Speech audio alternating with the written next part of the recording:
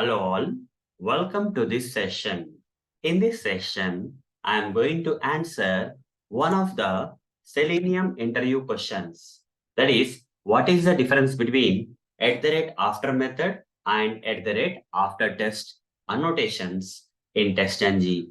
Let me answer. If you specify this annotation from TestNG, that is @after method, before any method in the project, that code inside the method will run after every test method. Okay. For every test method, after it gets executed, immediately the method which is annotated with @after method will be executed. Then what about after test annotation? If you specify this annotation, then what will happen here is, if you specify this annotation before a method containing some code, then that code will run after all the tests in all the classes mentioned inside the test tag of the TestNG XML file got executed. Okay.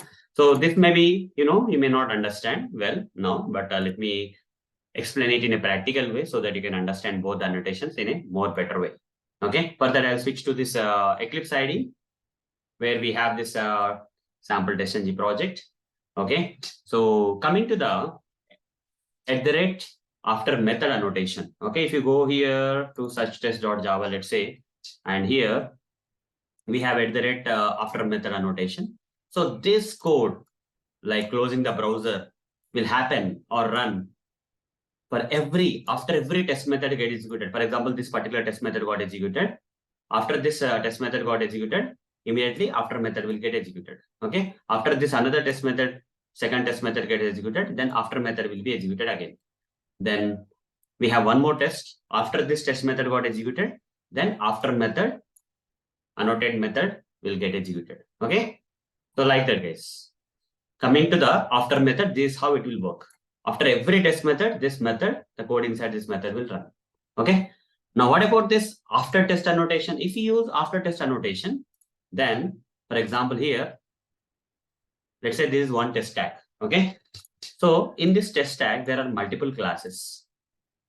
In this login test class, there are around in login test class, there are around 5 tests. And in such tests, there are 3 tests. So if you are using @after test annotation, then in any of these classes, you can mention that @after test annotation method. And that code will run after all the test methods inside all these classes of this test tag are completed executing. Okay. Once all the test methods in all these classes specified in this test tag are completely executed, then only that after test method will be executed. Okay. Hope guys, you got the idea or you understood the answer for what is the difference between @after method and @after test annotations in TestNG. So that's all for this session. Thank you. Bye-bye.